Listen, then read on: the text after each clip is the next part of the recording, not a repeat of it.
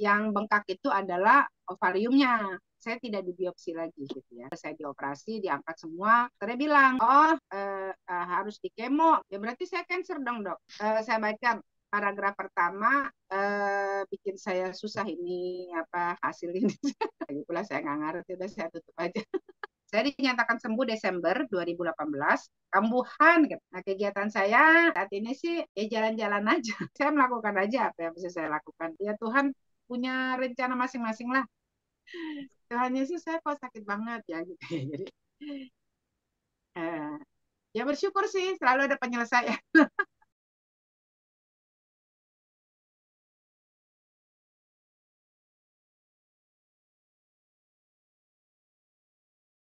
Ya, shalom, selamat pagi, salam sehat, salam sukacita buat kita semuanya yang saat ini sudah bergabung di dalam acara orkestra kita, baik yang di radio maupun di Zoom.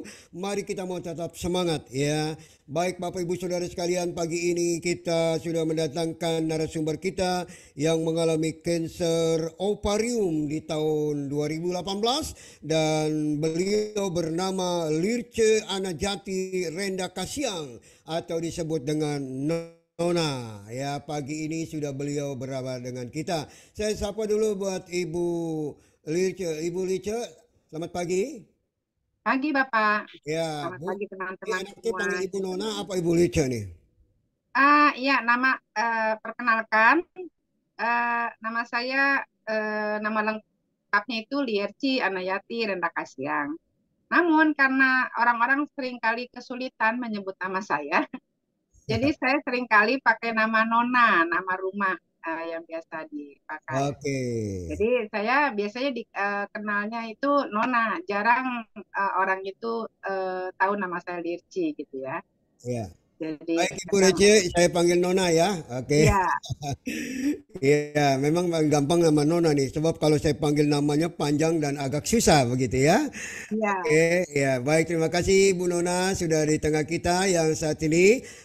Bu Teti, ya kita lihat ya bahwa Ibu Nona ini sungguh luar biasa ya Bu Teti ya. Itu mic-nya dibuka Bu. Hah? Mic-nya Bu Teti dibuka. Oh, Oke. Oke, sorry. Ya, memang betul, Pak. Semangat 45 terus, Bu Semangat Nona ini. 45 ya. Iya sangat luar biasa Ya, saya bisa melihat bahwa inilah orang-orang yang kalau selalu dekat dengan Tuhan ya, kesehatan itu bagi Tuhan tidak ada yang mustahil ya, dia akan berikan dan sakit penyakit Tuhan akan sembuhkan ya. Oke, Bu, ini Ibu di rumah apa di tempat pekerjaan? di rumah Pak, di apartemen. Oh di apartemen ya, belum berangkat Ya, tugas ya. enggak, saya sudah pensiun. Oh, sudah pensiun.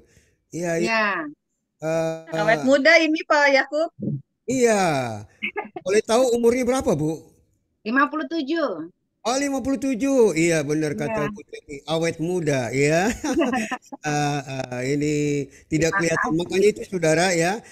Kalau kita mengalami sakit yang menakutkan, yang mematikan, kalau kita percaya bahwa kesembuhan itu datangnya dari atas, maka wajah kita beda sekali ya.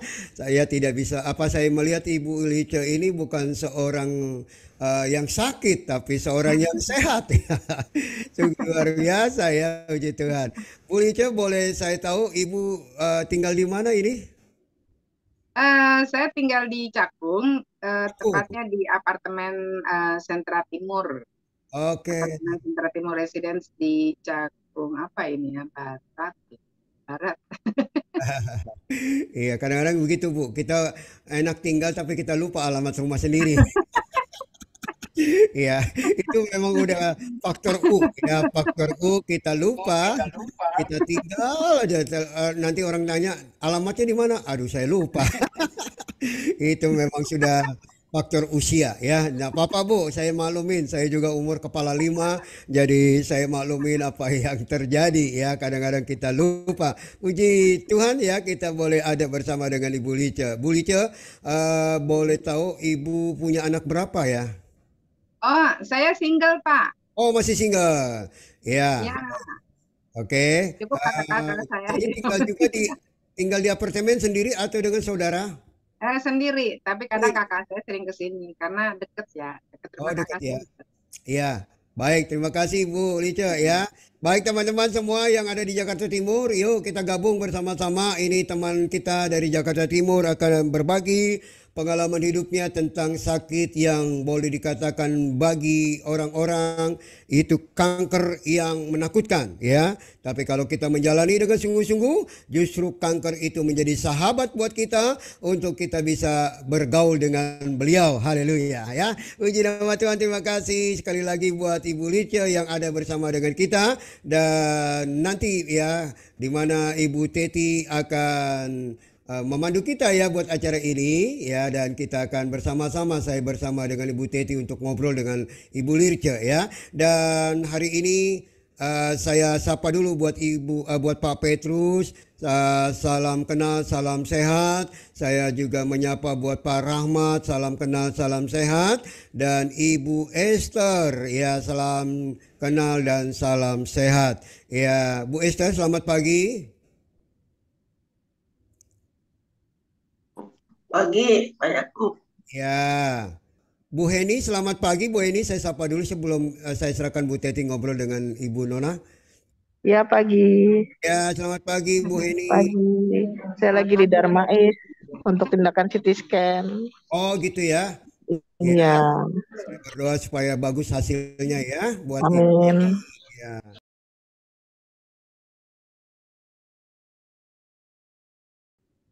Ya, baik. Terima kasih Pak Yakub. Selamat pagi para pendengar radio Good News, Good People sekalian. Rindu juga ya Pak setelah berapa lama saya absen untuk menyapa pendengar semuanya. Tetap semangat, tetap sehat, dan tentu tetap bersandar kepada Tuhan, hidup Amin. eh, dekat dengannya. Gitu ya. Pagi ini kita berbahagia bisa berjumpa dengan seorang narasumber yang selalu semangat 45 yang tadi saya bilang. Ini dia nih hobinya jalan-jalan, Pak. Oh ya. Ya, nah kita mau kenalan lebih lanjut nih dengan Ibu Lirci. Eh, Lirci kayaknya agak jarang ya yang kita dengar gitu ya. Eh, atau selanjutnya kita sebut Bu Nona saja ya. Iya, iya, Oke, ya beliau ini seperti yang tadi beliau sudah sebutkan seorang pensiunan gitu ya. Nah, pensiunan apa yang awet muda seperti Bu Nona ini? iya. Pensiunan seorang guru Saya kepala sekolah ya Bu Nona. saya Ya, pensiunan dari sekolah, ya. Jadi ya, ya, uh, silakan diceritakan sedikit kegiatan Bu Nona sebelum terdiagnosa kanker ini.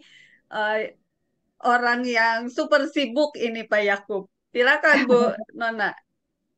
ya, terima kasih Ibu Teti, Pak Yakub untuk kesempatan ini, juga teman-teman.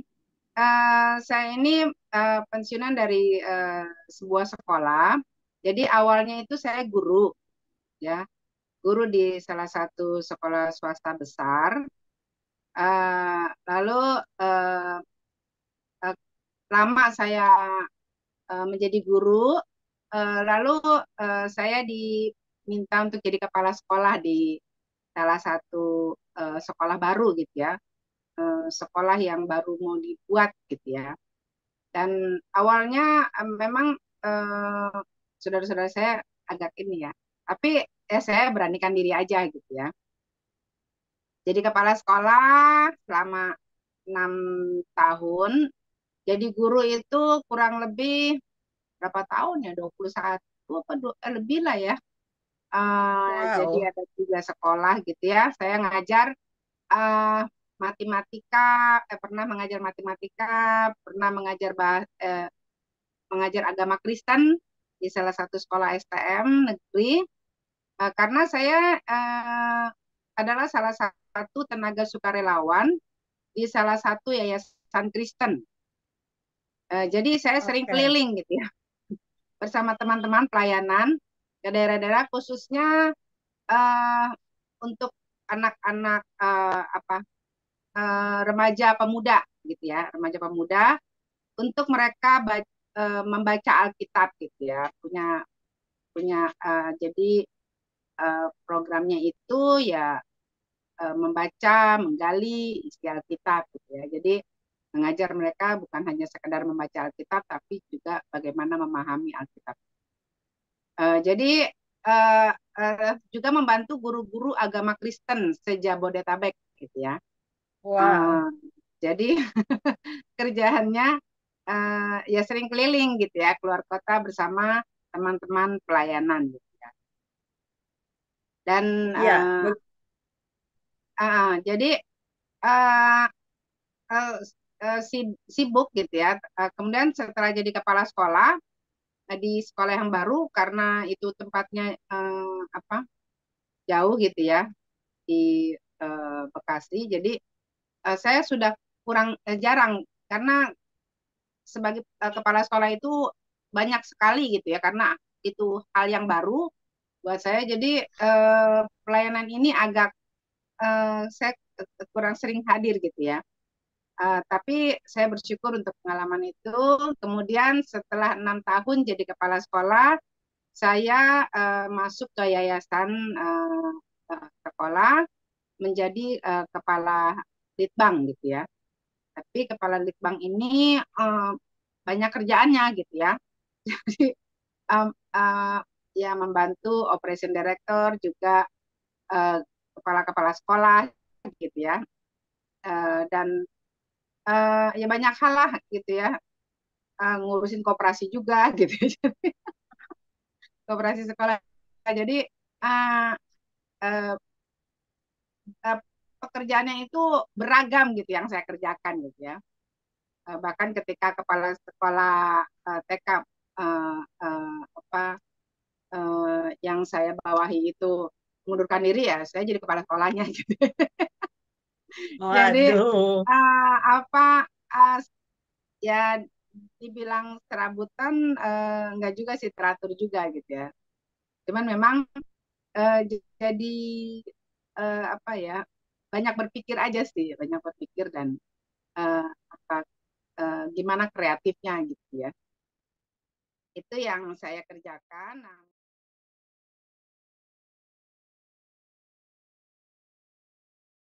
di 2018 saya itu tepatnya di Januari saya mulai merasa nggak enak aja di bagian perut. Tapi sebelumnya memang saya tuh suka ini apa, sering sakit pinggang gitu ya. Aduh, duh, duh, duh, duh, hilang gitu ya. Jadi hitungan Hmm. detik gitu. Jadi saya nggak terlalu care juga gitu dengan sakit yang saya alami. Dan yang kedua, selama bekerja itu saya sering kali uh, ngeluh tentang kembung gitu ya, kembung. Jadi saya sering ke dokter jadinya, ke dokter dan dibilangnya sakit mah. Jadi saya tiap kali ke dokter ya obatnya mah aja gitu ya. Mereka nggak pernah terpikir bahwa penyakit saya itu penyakit kronis. Sampai akhirnya ketika kaki saya sakit, saya ke dokter dikasih obat asam urat. Nah, ketika saya minum obat di sekolah, ada teman saya yang care nanya, ini kamu minum obat asam urat udah periksa darah belum? Belum. Harus periksa darah. Ayo kita pergi ke lab gitu ya. Terus saya diajak ke lab. Nah, di situ saya ditawarin untuk USG. Nah, Oke. di USG itu saya ya karena saya udah pikir udahlah sekalian aja. Ya udah USG aja saya bilang gitu ya. Terus di USG dibilang, oh ini ibu suka sakit pinggangnya. Oh iya, saya bilang gitu. Tapi cuman sebentar-sebentar aja. Iya, ini ibu ada batu ginjal gitu ya. Cuman baru 0,3 kok, nggak usah khawatir. Udah dibilang nggak usah khawatir ya, saya nggak khawatir gitu ya. Itu kejadian di 2015. Jadi saya nggak urusin gitu ya. Nah, lalu 2017 saya mulai badan saya nggak enak 2017 itu. Dalam kok nggak enak ya, maksudnya ketika bersama-sama saya juga adalah seorang pelayan di gereja sebagai majelis. Jadi Ya. ketika pergi ke puncak itu ketika pembinaan karena majelis itu biasanya akan dibina ya. Di situ saya nggak enak banget badannya gitu ya. Terus teman saya nanya gitu ya, teman saya yang kerja di rumah sakit, "Eh, kamu ini kenapa?" "Iya sih, katanya sih saya ada batu ginjal." "Loh kok nggak diurus gitu ya?" "Enggak, katanya nggak perlu khawatir." Ya harus diurus nanti keburu batunya satu lebih repot. Oh ya udah, jadi saya urus lah apa USG yang 2015 itu saya bawa-bawa. Terus udah gitu akhirnya saya dirujuk ke salah satu rumah sakit, saya bawa ke puskesmas, dirujuk ke salah satu rumah sakit, saya di foto ronsen perut. Nah di situ dibilangnya enggak, ginjalnya nggak apa-apa, itu ureternya gitu ya, saluran kencingnya yang bengkak gitu, kemungkinan batu. Jadi mau dirujuk kemana? Dirujuk lagi ke rumah sakit besar. Di rumah sakit besar dokternya bilang, loh kok ini nggak jelas. Ya udah, saya dikasih lagi obat anti nyeri gitu ya, sama seperti sebelum-sebelumnya, pokoknya saya itu dikasih obat anti nyeri gitu. Saya agak kecewa sebenarnya, tapi ya udahlah gitu ya. Jadi saya nggak saya minum tuh obatnya gitu ya, saya biarin aja. Nah saya tetap tuh saya kan seneng jalan-jalan, jadi saya tuh biasa jalan-jalan sama teman-teman, nyetir mobil gitu ya. Nah, gantian kalau jaraknya jauh ya kita gantian nyetir gitu ya. Jadi Wah, hebat. Desember awal 2017 saya dengan teman saya pergilah ke Jogja gitu ya, nyetir gantian. Terus udah habis dari Jogja, akhir Desember saya pergi lagi sama teman yang lain ke Semarang, tapi tidak bawa mobil gitu ya, naik kereta, naik kereta apa naik pesawat lupa. Terus udah gitu selama di Semarang menjelang mau pulang itu badan saya nggak enak gitu, saya nggak punya nafsu makan gitu ya. Akhirnya pulang dari Semarang Januari awal. Nah saya masih merasa udah oke gitu badan saya, karena saya harus memikirkan pembinaan gitu ya, pembinaan guru, karena kan kalau habis libur semesteran itu kita kasih pembinaan kepada guru-guru gitu ya. Jadi saya adalah orang yang ngurusin itu gitu. Jadi mau nggak mau saya harus ke sekolah gitu ya. Saya pergi ke sekolah yang ngurusin itu, kemudian pulang ke rumah badan udah mulai nggak enak gitu ya. Nah yang parahnya BAB saya itu nggak bisa saya tahan gitu ya. Jadi ketika BAB-nya langsung keluar gitu ya. Nah ini kan ya bagus sih kejadian di rumah gitu ya. Buat saya memalukan gitu ya. Jadi nanti saya cepet-cepet lah pergi gitu ya ke rumah sakit dengan menggunakan asuransi sekolah. Terus rumah sakit di sana dibilangnya paratipes. Nah dirawat inap 4 hari. Saya minta untuk di USG gitu ya, walaupun nggak ada hubungannya, saya minta di USG. Di USG rupanya di situ ovarium saya di sana terlihat ovarium saya, dibilang ovarium saya ada kista 17 cm gitu. Nah, keluar dari rumah sakit itu saya langsung urus ke puskesmas, saya bawa lalu dirujuk ke rumah sakit gitu ya. Jadi bertahap dari penyakit dalam, urologi. Di urologi saya di CT scan. Nah, karena gambarnya itu 3 dimensi, jadi kelihatan bahwa ginjal saya nggak apa-apa, ureter saya nggak apa-apa. Yang bengkak itu adalah ovariumnya. Nah, saya akhirnya dirujuk ke kandungan. Di kandungan di USG dokternya curiga itu adalah tumor ganas.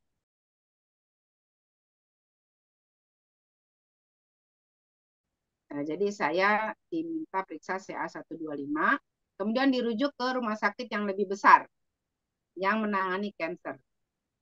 Nah, di rumah sakit besar ini, saya bawaannya penasaran gitu ya. Saya ini tumor ganas ya gitu. Tiap kali ketemu dokter, ya dokternya bilang, ya belum tahu gitu ya, orang belum dioperasi gitu ya. Jadi saya itu nggak dibiopsi, saya tidak dibiopsi lagi gitu ya. Mungkin karena udah besar itu jadi nggak dibiopsi. Jadi saya datang bulan Februari, dijadwalkan operasi bulan Maret ya, bulan Maret tanggal 20. Tapi akhirnya eh, di digeser digeser lagi karena dokternya keluar negeri, terus digeser lagi ke tanggal 28. 28 saya masuk rumah sakit, dibersihin, terus sudah pakai baju operasi, batal lagi, batal karena pasien yang sebelumnya itu rupanya ininya banyak, apa tuh namanya, miomnya banyak, jadinya operasinya bergeser sampai sore gitu ya. Jadi saya harus di schedule lagi. Akhirnya jadinya tanggal 17 April saya dioperasi, diangkat semua, baik rahim, ovarium kiri kanan, getah bening, kelenjar lemak itu diangkat semua. Jadi setelah operasi perut saya kempes. Seneng juga sih, perutnya kecil gitu. Perutnya jadi kecil gitu ya. Berat badannya jadi 41. Nggak tahu tuh beratnya berapa sebenarnya yang diangkat. Terus udah gitu, setelah operasi, biasalah teman-teman datang.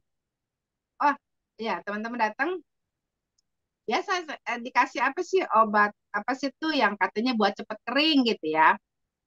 Lukanya biar cepet kering, jadinya bisa cepet kerja gitu.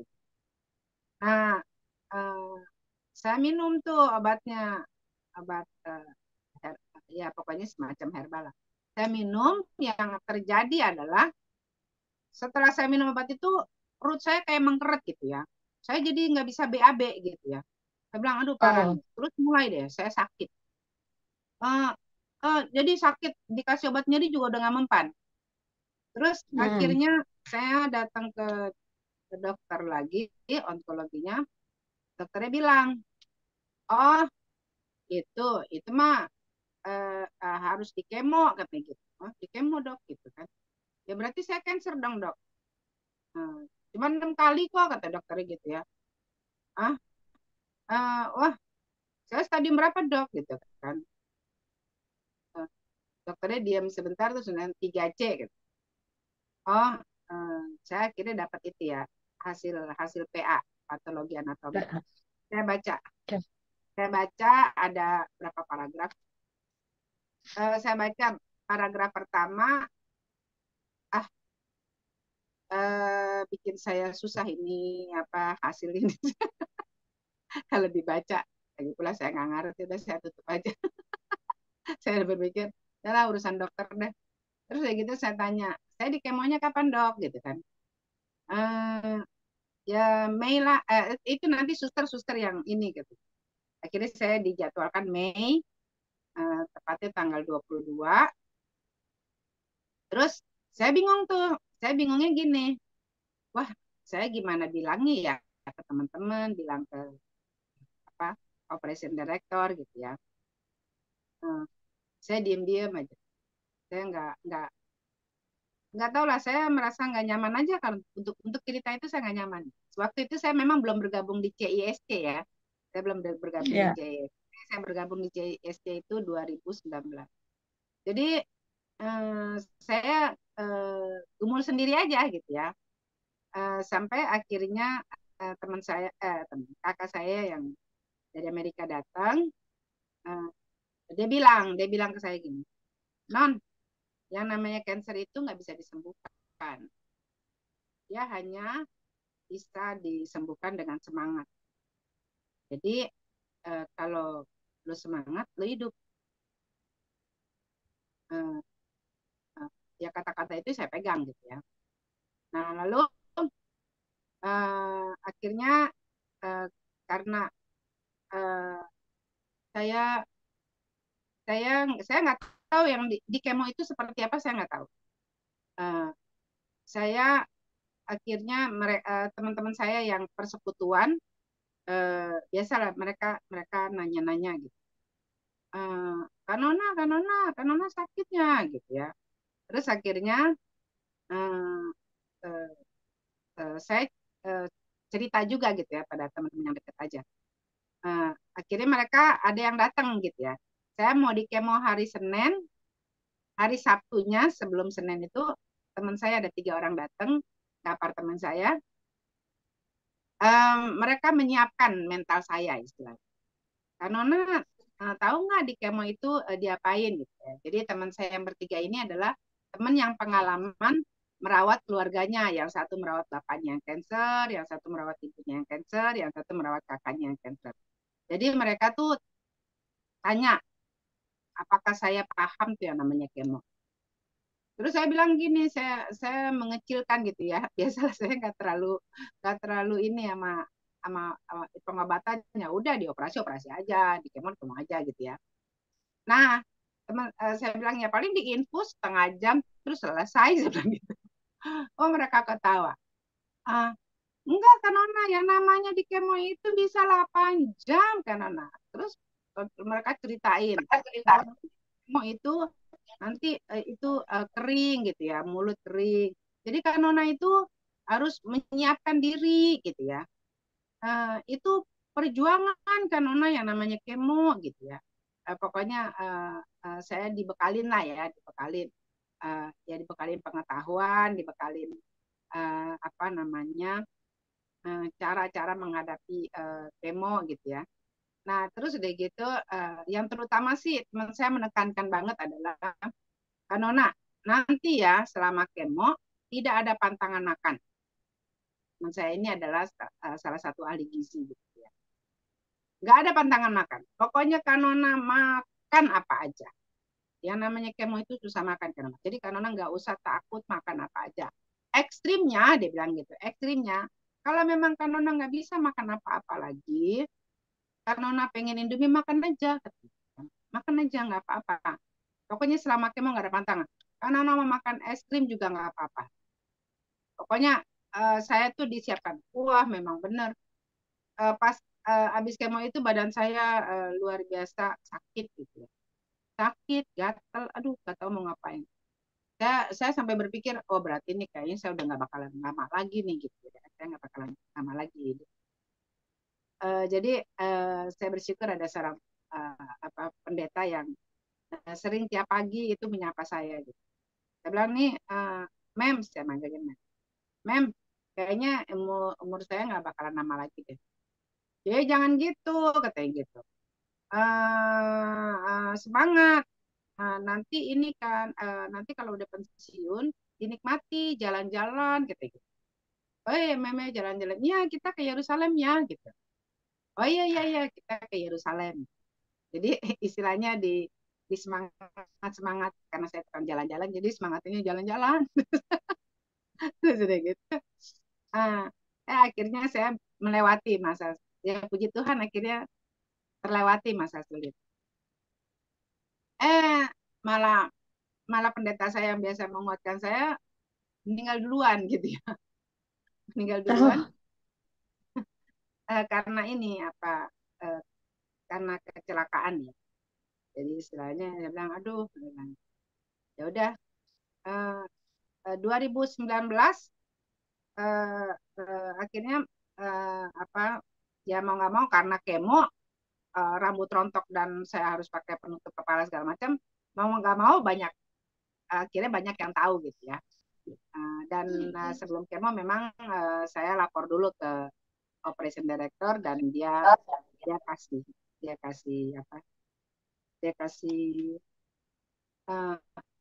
dia tanya intinya protokolnya saya kasih, dan karena dia tahu obat-obatan, dia tanya, kamu tahu nggak ini obat harga berapa? Ya kata teman saya sih mahal gitu kan.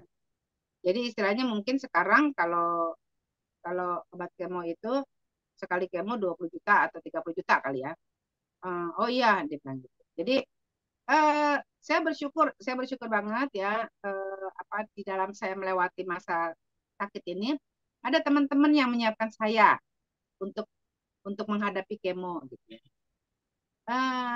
Saya disadarkan dengan biaya yang mahal. Di situ saya bersyukur bahwa Tuhan memberikan saya penyakit, tapi dia juga memberikan saya solusi gitu. Solusinya dalam arti kata saya sakit di masa pemerintahan yang sekarang yang membiayai gitu ya, yang membiayai melalui BPJS penyakit-penyakit kritis ini gitu ya.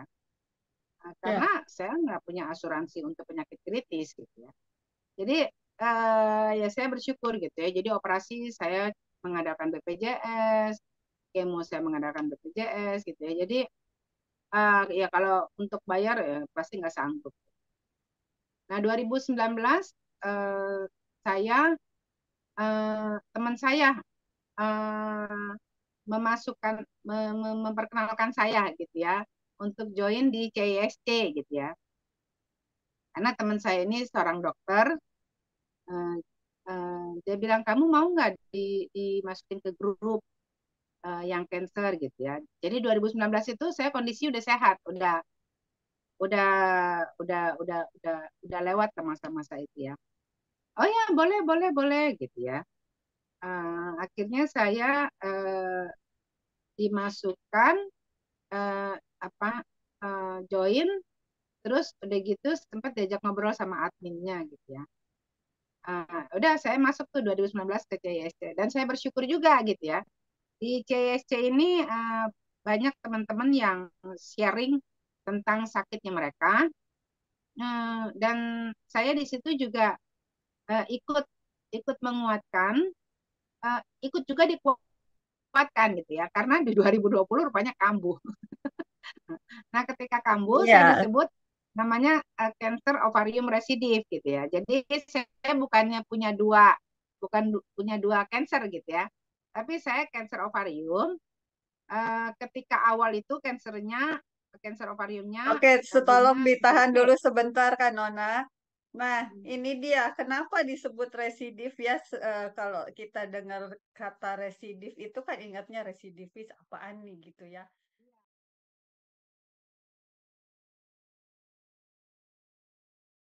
Iya, para pendengar radio Good News, Good People sekalian, kita akan meneruskan bincang-bincang dengan Kak Nona pagi hari ini. Ya, kehidupan kita selalu indah kalau kita hidup bersama Yesus. Begitu ya, para pendengar radio Good News semua. Apapun kondisi kita, apapun masalah yang kita hadapi, kita akan dikuatkan dan itu akan semuanya akan menjadi indah. Akan ada pelangi sehabis hujan. Iya, Kak Nona, kita menyapa lagi Kak Nona. Nah, nyambung ke yang tadi tentang kata residif ini. Apakah arti dari residif ini sebenarnya, Kak Nona? Silahkan. Ya, ya saya juga bertanya sama dokter ya. Ini maksudnya apa sih residif? Kambuhan katanya.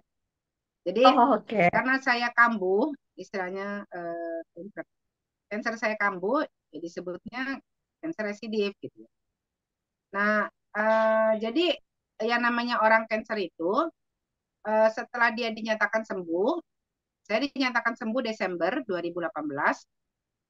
Waktu itu CA 125 saya di Desember itu kurang dari 4 gitu ya. Perlu teman-teman ketahui yang namanya ketika saya dinyatakan tumor ganas itu, ketika diperiksa CA 125 saya itu di atas 600 gitu ya. Di situ langsung ditulisannya diduga tumor ganas. Jadi ketika CA 125 saya di bawah 4, ya dinyatakan sembuh gitu ya. Karena normalnya itu CA 125 itu di bawah 35. Jadi kalau sudah di atas 35 ya harus jaga-jaga gitu ya. Maksudnya perlu bertanya sama dokter. Jadi waspada ya. Waspada. Iya, waspada. Tapi ya orang pasti ketika sehat, dia merasa dirinya sehat ya dia mungkin nggak peduli gitu ya. Sebab memang nggak ada gejala gitu ya. Karena mereka cancer ovarium ini nggak ada gejala, dan itu juga saya karena ya dibilang faktor apa ya? Ya kebetulan gitu ya. Ketika ditawarin USG ya saya USG gitu ya. Jadi saya inisiatif sendiri sebenarnya sih ya. Itu aja udah 3C gitu ya. Ya, itu sebabnya disebut juga silent killer ya Kak Nona ya. Iya, iya. Jadi Udah ketahuan itu gitu ya. karena saya inisiatif gitu ya, karena saya inisiatif di Oke. USG gitu ya. Dan memang kalau pergi ke puskesmas supaya supaya cepat di apa ditindaklanjuti gitu ya, ya modal lah istilahnya hasil USG gitu ya. Karena selama saya tidak membawa hasil lab gitu ya, mereka cuma taunya ya mah kasih obat anti nyeri. Jadi saya tiap kali datang ke dokter, ke puskesmas, itu ya saya dikasihnya cuma anti nyeri aja gitu ya, obat mah aja Oh, gitu ya. maaf Kak Nona, saya Nah, potong sebentar. Jadi selama yang pemeriksaan bolak-balik dulu itu sebelum terdiagnosa kanker ovarium, apakah eh, Kak Nona ini suka ke dokter obgyn? enggak ke dokter itu aja, ke Oke. puskesmas sama ke dokter umum. Oh iya iya. Oke, Ya, silakan dilanjutkan. jadi kalau malam ya saya ke dokter umum gitu ya. Kalau saya ada waktu pagi ya ke puskesmas gitu ya. Dan Oke. itu saya sering ke dokter karena itu gitu. Jadi memang nggak ada ya dokter yang terpikir yang namanya itu cancer gitu. Jadi perlu ya perlu teman-teman waspadai juga kalau terus-terusan tumbuh gitu ya, perlu diwaspadai. Jadi saya 125 itu ketika Desember 2018 itu di bawah 4. Lalu orang-orang cancer ini per 3 bulan itu diperiksa ya, baik USG maupun CA125-nya. Nah, ketika Maret naik nih dari di bawah 4 menjadi 5 gitu ya. Terus periksa lagi 3 bulan berikutnya naik lagi gitu ya. Jadi rupanya saya perhatiin loh, kok ini naik terus ya. Sampai akhirnya 2020 itu sudah diperiksa periksa ketika diperiksa itu udah di atas 100 gitu ya.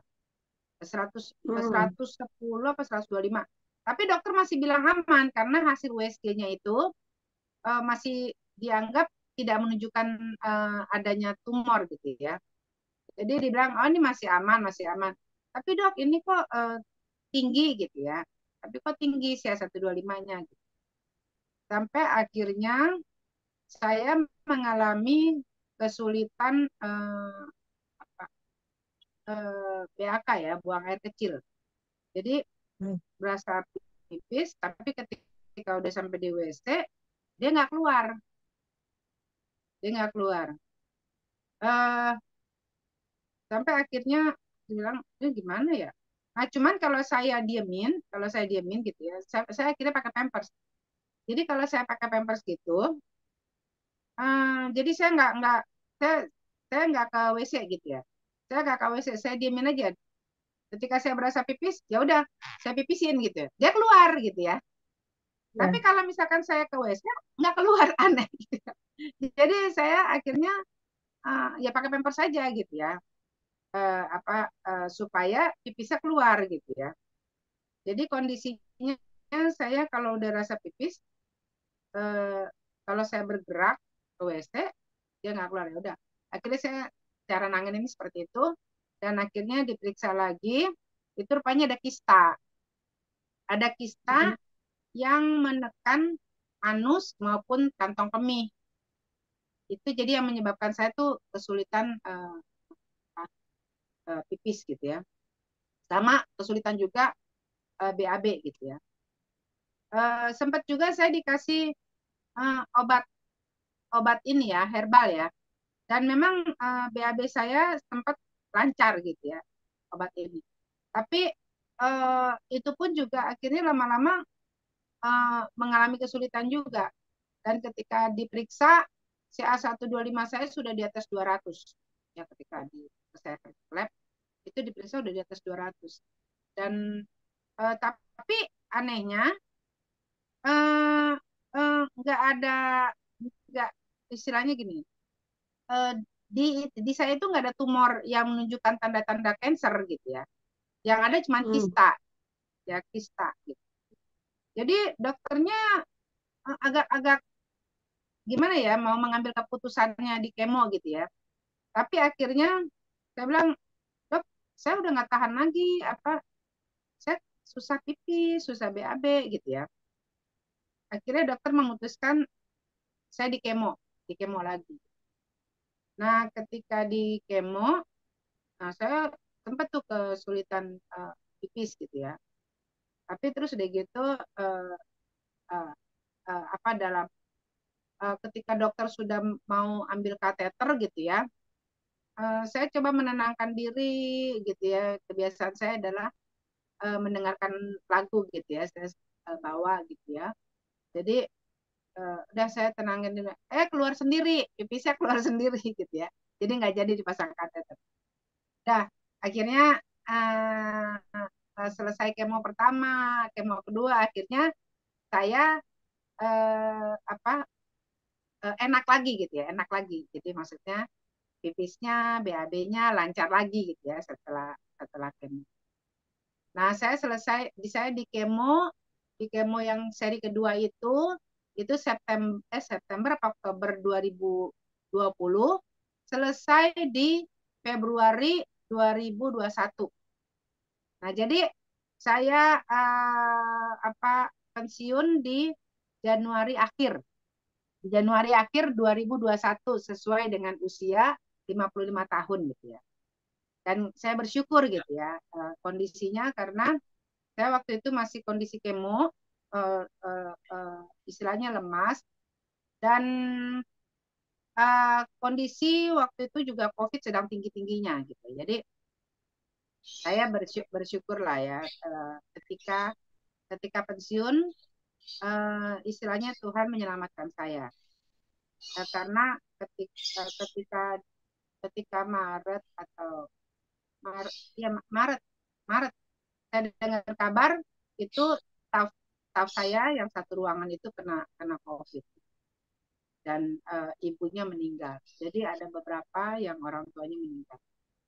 Dan itu memang ya menyedihkan lah ya. Tapi saya bersyukur saya sudah tidak bekerja lagi pada waktu itu. Jadi saya nggak punya beban.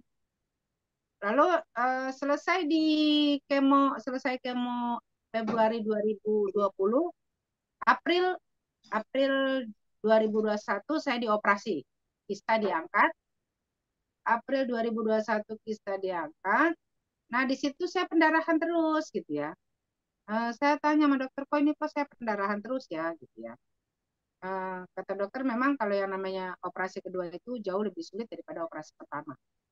Jadi pendarahan itu ya terus aja terjadi gitu ya. Sampai akhirnya saya harus kemo lagi. Kemo seri ketiga. Jadi baru selesai kemo 2021 Februari, 2021 September saya harus kemo lagi gitu ya. Terus udah gitu dokter menawarkan obat minum, tapi tidak ditanggung BPJS. Nah, obat minum itu memang obat kanker yang lumayan mahal, dan puji Tuhan kakak saya mau bantu. Jadi saya minum obat itu. Tapi minum obat ini juga membuat saya nggak tahan juga, karena menurunkan HB saya sedemikian rupa sehingga saya harus transfusi darah setiap bulan. Saya bilang sama dokternya saya nggak kuat. Dan memang pendarahan saya sempat berhenti karena CA-nya yang tadinya di atas 200 jadi 15 gitu. Nah, sama dokter akhirnya dosisnya diturunkan yang tadinya 150 mg diturunkan jadi 100 mg.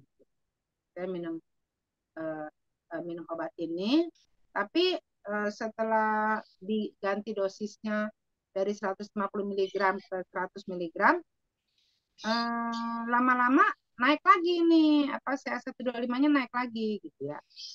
Dan saya mulai berdarah lagi gitu ya, pendarahan lagi.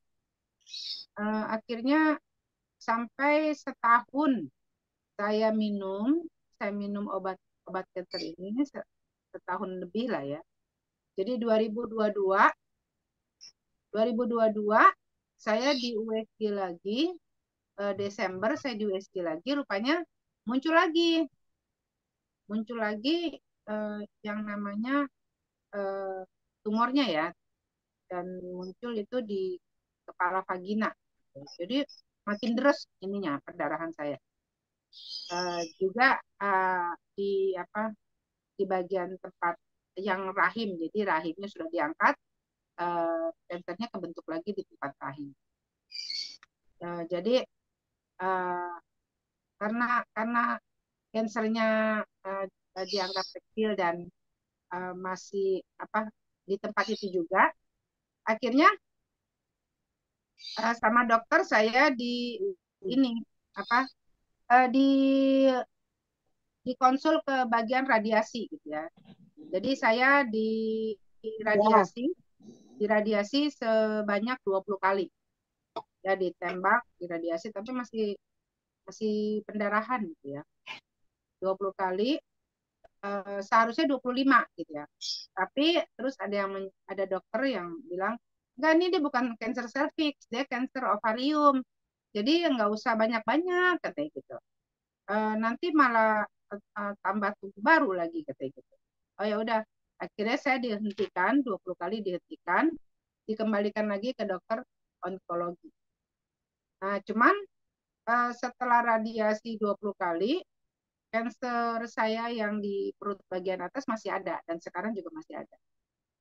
Nah, jadi ceritanya pemecahannya sama dokter onkologi saya, udah di radiasi dalam aja ya. Aduh, saya bilang di radiasi dalam ini dong, nanti sakit. Karena kan saya baca tuh di grup orang-orang yang di radiasi dalam itu pada kesakitan gitu. Saya aja di radiasi luar aja lumayan sakit gitu ya. BAB sakit, pipi sakit, semuanya deh gatal. Ya lumayan menyiksa lah buat saya ya setelah radiasi luar ya. Saya pikir lagi, wah gimana radiasi dalam gitu ya. Tapi ya udahlah, yang namanya ini harus dilaksanakan treatment itu gitu ya. Nah, tapi kemudian ketika saya datang lagi, dokternya bilang bahwa saya itu untuk radiasi dalam tidak direkomendasi. Jadi terus yang kedua, saya itu sudah melewati kemo. Sementara ini kita observasi dulu ya. Jadi istilahnya saya disuruh istirahat. Nanti datang lagi bulan Juli gitu ya. Lalu saya bilang, oh ya udah gitu ya. Nah, kemarin tanggal berapa ya? 2 minggu yang lalu atau 3 minggu yang lalu, kaki saya ini saya mengalami sakit dari pinggang bagian belakang sampai ke bawah. Itu rupanya ada pembengkakan gitu ya, pembengkakan di kaki bagian kanan. Jadi saya lihat loh, kok kaki paha saya itu lebih besar daripada paha kiri gitu. Akhirnya saya foto, saya kirim ke dokter saya, nih gimana nih, saya perlu datang nggak gitu ya. Saya datang aja besok. Nah, pas saya datang lagi, saya dikonsul ke bagian bedah vaskuler. Nah, nanti saya bulan Juli dapat jadwalnya juga BPJS gitu ya. Dapat jadwalnya 2 bulan kemudian gitu ya. Jadi tanggal 5 Juli nanti mau di USG Doppler gitu ya, supaya tahu ini akibatnya bukan apa sih, sakit ini dari mana gitu ya. Karena dokter tidak bisa melakukan tindakan kalau tidak ada hasil lab. Itu yang saat ini sih saya gumulkan ya. Jadi kanker saya saat ini masih ada di rahim bagian perut bagian atas. Dan ya saat ini sih perut saya kayaknya kelihatannya makin besar gitu ya. Cuman ya udah gitu ya. Biarkan aja, nanti diselesaikan sama dokter aja. Itu sih yang sekarang ini ya. Nah, kegiatan saya saat ini sih ya jalan-jalan aja. Dilarang-larang jalan. Disuruh istirahat susah. pernah mencoba mencoba apa, istirahat seharian. Yang ada kepala saya malah sakit gitu ya. Kayak orang mau stroke gitu ya. Oh ini kebas-kebas ya. Oh urut. Akhirnya panggil teman aja deh. Teman saya kebetulan pinter akupuntur. Setelah di akupuntur kemarin hari apa ya, hari Jumat ya. Udah apa, badan saya enak lagi. Besokannya Sabtu jalan lagi. Jadi puji Tuhan, puji Tuhan ada teman-teman yang bisa menyelesaikan sakitnya saya. Yaitu apa yang saya rasakan sebagai apa ya, penyintas kanker ovarium. Ya dinikmati aja yang namanya sakitnya, karena itu udah urusan Tuhan dan dokter gitu ya. Ya kita beraktivitas saja, pagi baca Alkitab, gitu ya, berdoa, lakukan aja apa yang bisa hari ini. Pagi ini Nah, udah Oke, berbagi. terima kasih Kak Nona. Nah, para pendengar Radio Good News, Good People semua, dari pemaparan tadi yang sudah dijelaskan sama Kak Nona, sepertinya seorang yang easy going gitu ya, nggak dibikin pusing. Nah, kalau dari pemaparan tadi ya, berarti residif ini kekambuhan, beda dengan metastase gitu ya. Ya, Oke. karena di situ-situ aja dia. Ya, Ya, jadi di situ-situ eh, aja dia kambuh lagi gitu ya. muncul lagi. Oke. Ya, muncul lagi di tempat yang sama berarti ya. Ya, jadi Nah, rahim diangkat di tempat rahim itu dia kayak nggak rela gitu. Dia muncul lagi di situ. Tempatnya udah kosong. ya karena Udah sudah cerita take out Alkitab. semua ya. Iya, gitu. Oke. Nah, kalau kita dengar-dengar dari penjelasan dari tadi ya kayaknya kanker itu memang bukan suatu yang menakutkan. Iya, Dia penyakit biasa aja kalau bagi Kanona gitu ya. Eh, iya. dan seperti yang di flyer bahwa Kanona kita semua sebenarnya harus meyakini bahwa Tuhan Yesuslah penyembuh kita bersama gitu ya. Iya. Nah, kalau dari tadi kita dengar kayaknya lurus-lurus enak-enak aja. Pernah nggak ada satu titik yang merasa gimana nih, what next gitu ya? Kenapa kok kondisi saya begini terus misalnya gitu ya? Jadi apakah selama pengobatan ini ada titik terendah yang Kanon alami? Iya. Eh, eh, titik terendah itu eh, ketika saya merasakan, aduh, ya itu yang saya ungkapkan ke pendeta saya ya. Kayaknya umur saya nggak bakalan lama lagi deh. Oke. Umur saya nggak bakalan lama lagi. Eh, Ya disemangati gitu. Jangan gitu gitu. Tetap semangat gitu ya. Tetap semangat. Nanti eh, kan eh, Pak enak nanti menikmati masa pensiun, belum juga menikmati masa pensiun. Oh ya, ya benar juga sih, Meng gitu. Dan saya nggak menyangka akhirnya meninggal duluan gitu ya.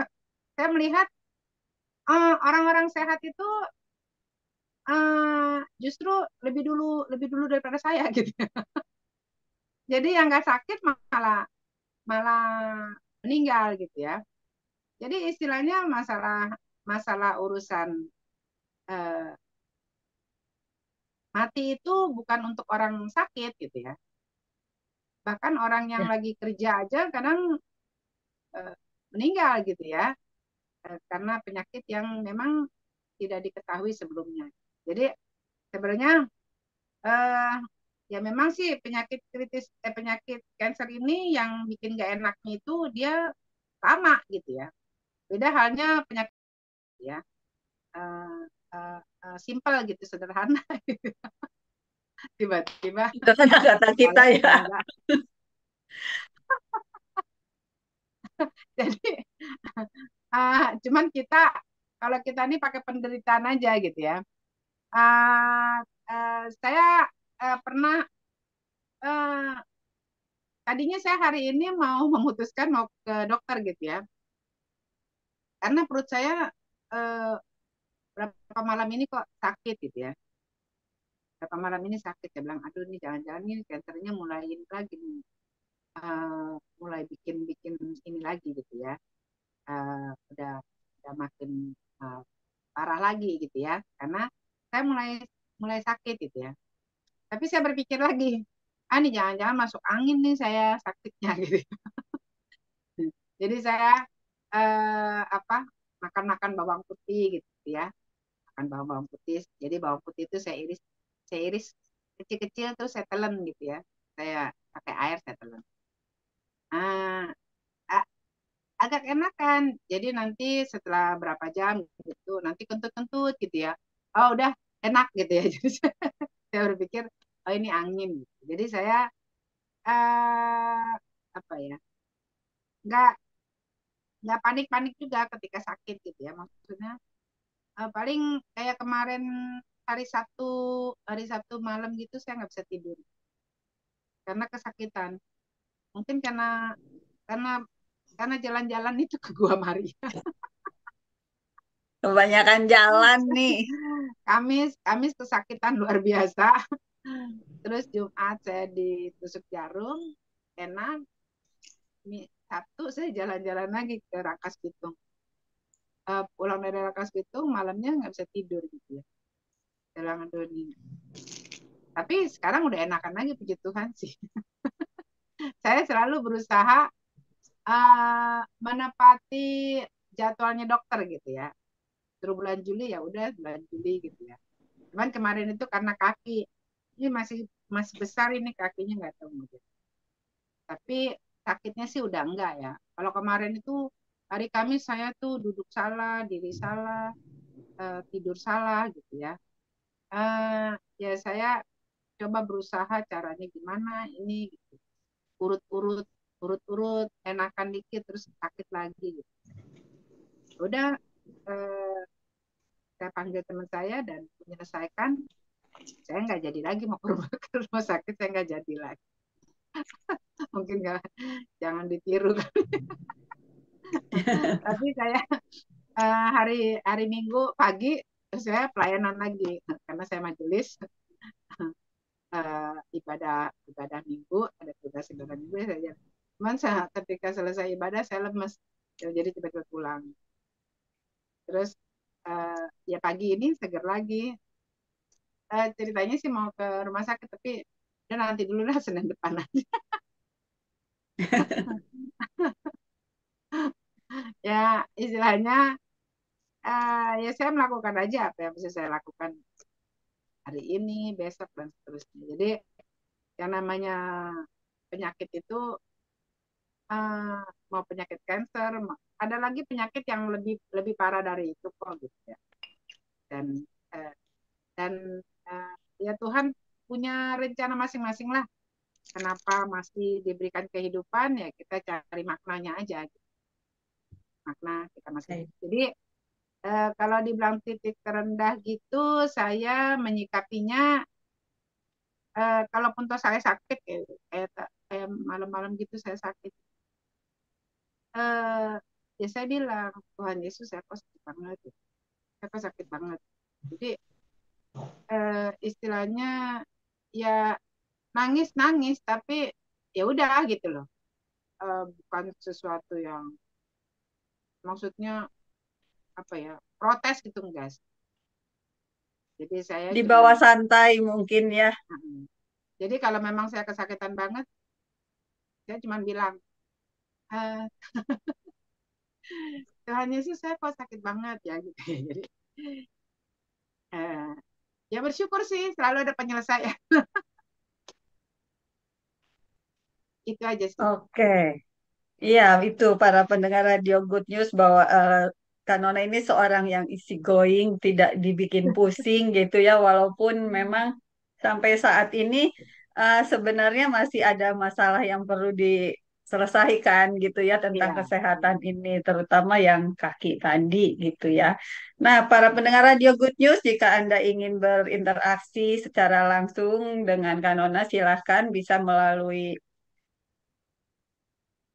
chat di WA ke 0818941137 0818941137. Dan bagi teman-teman yang join di Zoom, kalau ingin berinteraksi langsung silahkan raise hand atau bisa ketik di kolom chat. Nah, kayaknya udah ada beberapa nih ya Pak Yakub ya yang ini yang di chat ini, silahkan Pak Yakub bisa dibantu.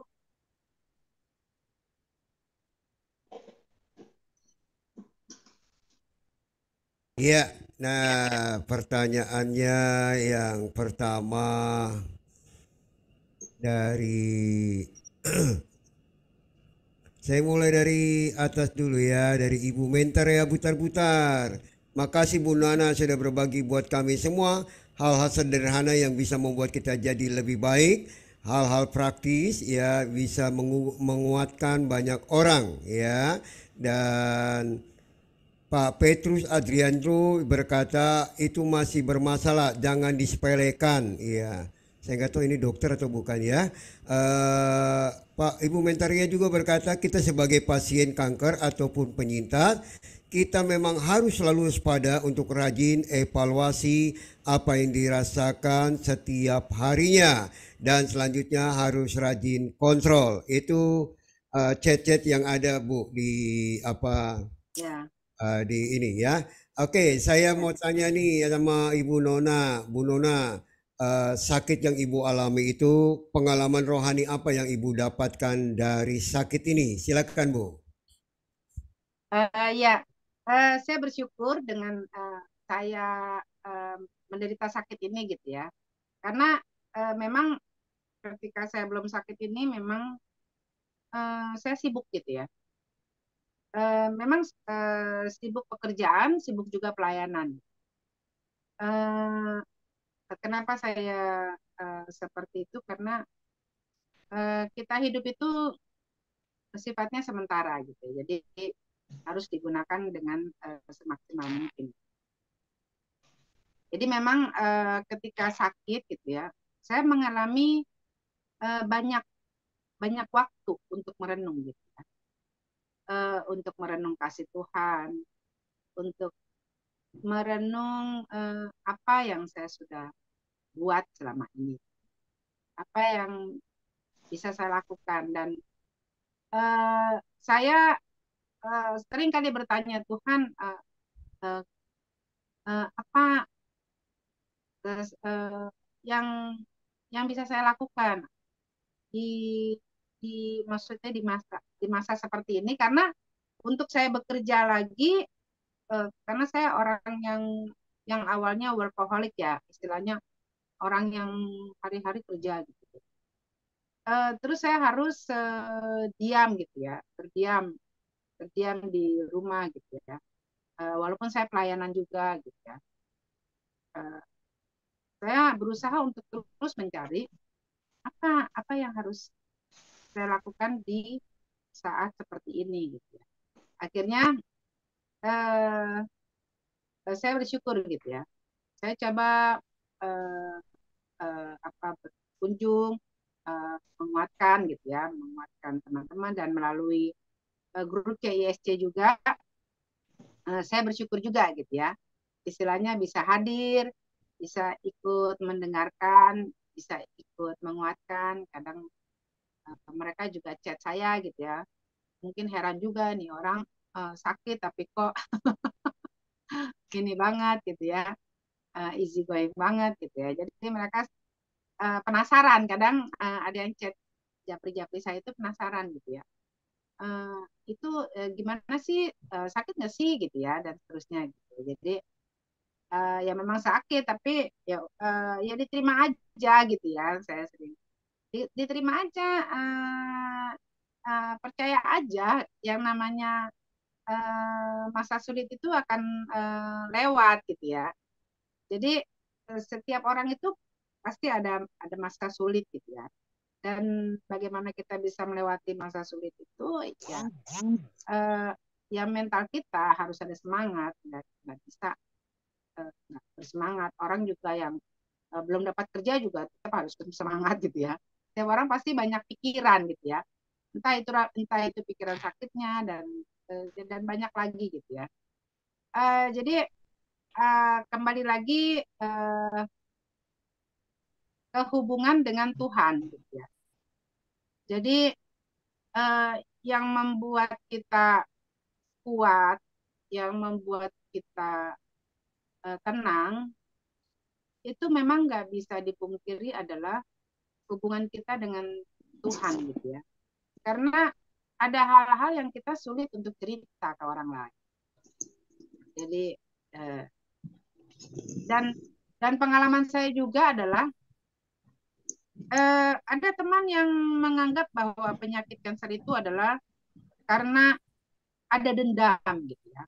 Ada dendam, tidak memaafkan dan harus memperbaiki.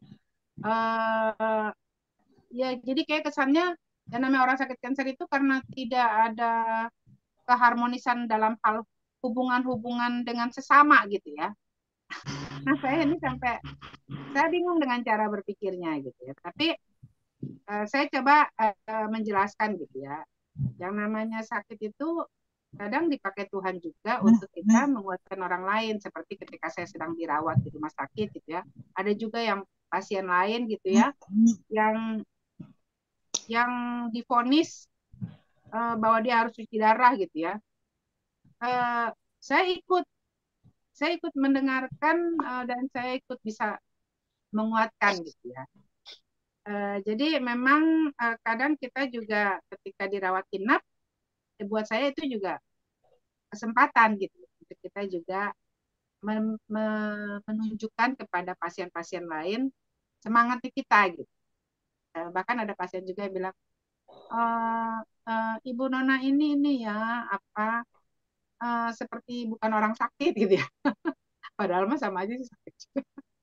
Jadi saya kalau apa ditransfusi darah itu ini seringkali suka gemetar gitu ya, badan tuh menggigil terus keluar merah-merah gitu ya. Ya pokoknya nggak keruan deh.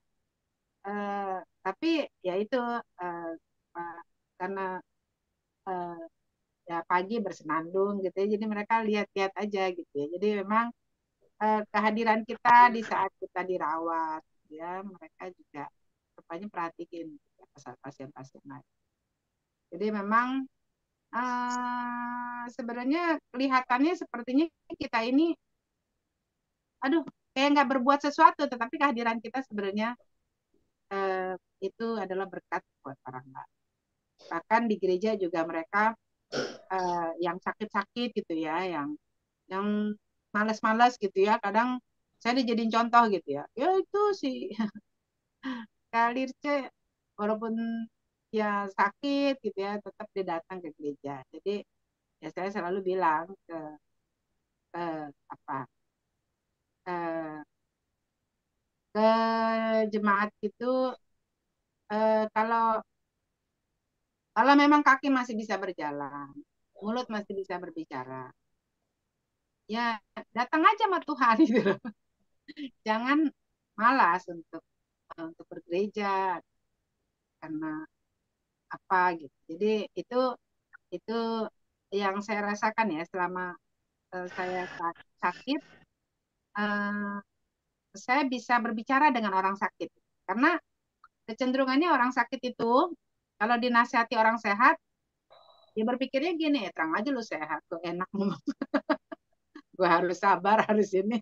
Tapi kalau kita sesama sakit, yang pernah merasakan juga, mereka lebih mudah bercerita gitu ya, lebih mudah bercerita dibandingkan kalau orang sehat bicara sama orang sakit gitu ya, karena memang dia nggak ngerasain yang namanya sakit itu. Dan saya sendiri juga kadang males gitu ya, kadang kalau ada yang bertanya gitu ya untuk pengetahuan segala macam, saya lebih cenderung memang lebih ke orang sakit gitu. Jadi mereka terkuatkan aja. Ada juga yang jemaat yang susah sembuh gitu ya. Awalnya tidak bergereja, tapi saya bilang tetap bergereja. Akhirnya ya dengan terpincang-pincang gitu. Itu sih yang jadi istilahnya Tuhan memberikan saya penyakit ini ya. Saya melihat bahwa ya tidak ada alasan bagi kita. Tidak ada alasan bagi kita untuk tidak melakukan sesuatu. Jadi istilahnya saya yang sakit aja masih melayani, masa kamu yang sehat enggak gitu. Itu sih yang saya bisa renungkan dari ya. Iya, luar biasa ya Bu Teti ya. Iya, betul. Yang sangat luar biasa ini. Baik, pengalaman apa yang Ibu ceritakan ini akan menolong buat teman-teman kita yang di radio ya Bu Nona, karena kita punya obrolan ini bukan saja di Zoom tapi didengar oleh teman-teman kita di radio ya, dan biar mereka boleh terus menikmati apa yang dijelaskan oleh Ibu Nona ya, yang sangat luar biasa buat kita semuanya. Dan biarlah Ibu Nona terus menjadi apa ya, menjadi berkat ya, menjadi penolong buat teman-teman kita yang sedang berjuang ya. Karena kita punya grup masing-masing ya, ada di grup ovarium, grup paru, grup serviks, grup nasoparing. Saya ada di nasoparing, jadi saya juga harus ada berbagi di sana begitu ya. Dan Ibu Teti juga ada di grup apa ya Bu Teti? Saya di Ginka dan Pro Ginka itu ya seperti Kanona ini, Bu Nona ini ya. Jadi eh, membernya itu para penyintas, para pejuang kanker di seputaran kandungan gitu, Pak. Oke, iya. Jadi teman dekat lah begitu ya. Iya. Silakan Bu Teti, lanjutkan acara ini. Iya. Nah, kalau tadi lihat profil picture-nya Kanona ini bajunya bagus banget tuh. Acara apa tuh Kanona? Iya. Itu acara parade yang diselenggarakan oleh CISC yang ketika ulang tahun yang ke-20 ya. Oh, CISC oke. itu singkatan dari eh, apa namanya? Saya kok jadi lupa ya. Cancer Information Cancer and Support eh, Center. Community ya. Jadi Support Center. Ya, campaign. Eh, Center. jadi Cancer Information Support Campaign. Jadi Center. orang-orang ini yang tergabung di CISC ini adalah orang-orang yang memberikan bantuan gitu ya, semangat secara mental gitu ya, maupun informasi cara cara mengatasi ketika kita mengalami sakit begini, sakit begitu gitu ya. Jadi mereka ikut membantu memberikan masukan-masukan ketika kita mengalami down. Dan itu acaranya sangat luar biasa ya, kita paradean gitu ya. Dan semangat juga orang-orang yang ikut gitu ya, para penyintas kanker gitu ya, ada yang pakai kursi roda juga gitu ya, ada yang bawa tongkat gitu ya. Jadi memang itu acara untuk kita tetap apa ya, walaupun sakit tapi tetap bersemangat gitu. Dan saya ikut paradenya gitu ya. Jadi niat banget gitu ya, sampai nginep di hotel gitu ya, karena itu mesti pagi-pagi. Dan teman-teman juga yang nggak ikut support gitu, ikut datang gitu. Dan juga orang-orang yang melihat juga mereka kagum gitu ya. Jadi memang perlu memang acara-acara gini untuk mereka yang ketika terdiagnosa kanker tidak tidak minder, tidak menganggap bahwa wah saya nggak, saya akan berakhir gitu ya, seperti itu. Rupanya banyak juga penyintas kanker yang yang apa ya, yang bertahan sekian tahun. Dan saya sudah tahun kelima ya, masuk tahun kelima. Dan itu bersyukur gitu. Jadi ya Tuhan menguat. Itu sih, dan perlu diketahui juga yang namanya kanker ovarium, karena saya suka ikut itu juga ya. CISC ini sangat baik memberikan penyuluhan gitu ya, baik itu seminar maupun itu pengetahuan lewat, entah itu lewat Instagram, entah itu lewat Zoom gitu ya. Nah, ada hal yang perlu diketahui itu tentang kampanyenya yang 10 jari. 10 jari itu perlu diketahui gitu ya. Itu bicara tentang 6 faktor resiko orang terkena kanker ovarium dan 4 gejala. Jadi sebenarnya yang namanya kanker ovarium itu kan tanpa gejala, tapi 6 resiko faktor ini penting gitu ya untuk diketahui, karena dengan kita melihat 6 resiko faktor itu, maka kita bisa berjaga-jaga gitu ya. Seperti saya ini single yang tidak menikah, itu salah satu adalah faktor resiko terkena kanker ovarium.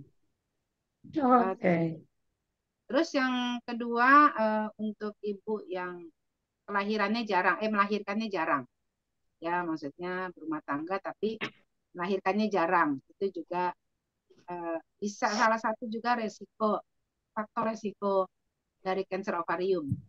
Terus yang ketiga, genetik keturunan. Kayak saya ini, oma saya dari papi saya itu kanker payudara. Ya, ponakan saya juga kanker payudara. Sepupu saya juga ada yang kanker.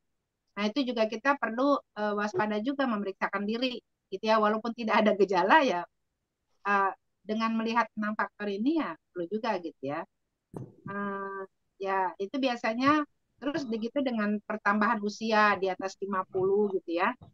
Itu juga kita perlu waspada juga terhadap kanker ovarium ini. Untuk kalau kita sudah tidak menikah, terus lanjut usia ya, ada keluarga juga yang kanker, ya sebaiknya sih memeriksakan diri gitu. Entah itu darah ya 125, itu penting juga sih untuk diperiksakan. Mungkin kayak saya juga iseng-iseng USG gitu ya. Nah, itu perlu gitu ya. Jadi memang 6 resiko yang harus diperhatikan itu bagus sih kalau saya bilang. Sebab gejalanya cuma gitu mah, kembung-kembung gitu ya. Iya, terima kasih Kak Nona penjelasannya. Iya, asik banget ya kita ngobrol pagi ini. Nggak terasa jam kita sudah habis nih. Iya, jadi mungkin pesan dari pagi ini, dari tadi perbincangan sejak awal itu, kalau bisa saya simpulkan gitu ya, bahwa penyakit apapun hadapi aja gitu ya Kak Nona ya. Hadapi aja, jangan dibawa pusing karena nanti kita akan susah sendiri karena kita punya Tuhan Yesus sebagai penyembuhku. Gitu ya. Do the best sebagai manusia and let God do rest, itu urusannya Tuhan. Begitu ya Kak Nona ya. Terima kasih bincang-bincang pagi ini. Terima kasih para pendengar Radio Good News, Good People semua yang setia mendengarkan acara kami sampai saat ini. Saya kembalikan ke Pak Yakub. Iya, baik. Terima kasih Bu Nona, terima kasih Bu Teti buat kebersamaannya pada hari ini. Ya, dan saya informasikan buat Senin depan kita juga akan mengundang narasumber yang mengalami sakit kanker ovarium, tapi di tahun 2020 ya.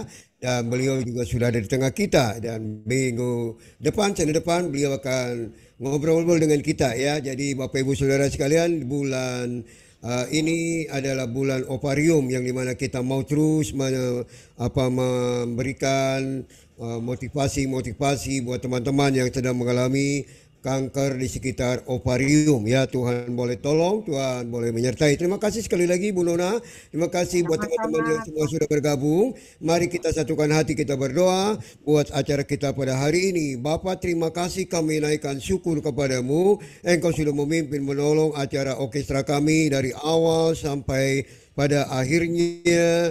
Dan Bapak, biarlah apapun yang dibagikan oleh Ibu Nona ini boleh memberkati kami semua Tuhan. Dan khususnya buat mereka yang mengalami kanker ovarium, mereka boleh tetap semangat, mereka boleh tetap bergairah, mereka boleh terus memperjuangkan sakit ini sehingga sampai sembuh. Kami serahkan Bapak ke dalam tangan-Mu. Engkau berikan kesehatan buat Ibu Nona, Engkau mampukan dia dalam kehidupannya, Engkau memberkati apapun yang dilakukan. Kami percaya bagi-Mu tidak ada mustahil, Engkau akan menolong buat Ibu Nona ya Tuhan. Kami menyerahkan juga buat Ibu Teti yang sudah memandu kami, berikan terus kesehatan, berkati dalam kehidupannya, dan Kau tolong terus aktivitas kegiatan apapun yang dilakukan Engkau buat berhasil. Kami serahkan teman-teman kami Tuhan yang ada di Zoom ini. Engkau tolong buat Ibu Mentra Butar-Butar, Engkau tolong buat Ibu Esther, Engkau tolong Tuhan buat Ibu Heriwati, Engkau tolong buat Ibu Megawati Wijaya, Kau berkati Ibu Melda, Kau berkati Ibu Anita, Engkau berkati Pak Barita, Engkau berkati Ibu Yumi, Engkau berkati Ibu, Engkau berkati buat Ibu Lucia. Kami menyerahkan Bapa semua mereka ke dalam tangan Tuhan, dan biar Engkau sendiri boleh buat berhasil hari ini apapun yang mereka lakukan. Kami menyerahkan juga buat teman-teman kami yang ada di radio. Engkau juga memberkati mereka karena mereka juga ikut mendengar apa yang menjadi pemaparan penjelasan daripada Ibu Nona. Terima kasih Tuhan semuanya, dan biar Engkau memberkati radio ini. Terus biar radio ini boleh memancar dari Sabang sampai Merauke. Mereka boleh melihat betapa luar biasanya anak-anak yang Tuhan sudah tolong di dalam sakit penyakit yang penuh dengan perjuangan. Tuhan sudah berikan kesehatan. Terpujilah nama Bapa, terpujilah nama-Mu Yesus. Terima kasih, kami serahkan semuanya dalam nama Yesus. Haleluya. Amin. Terima kasih kebersamaannya. Amin.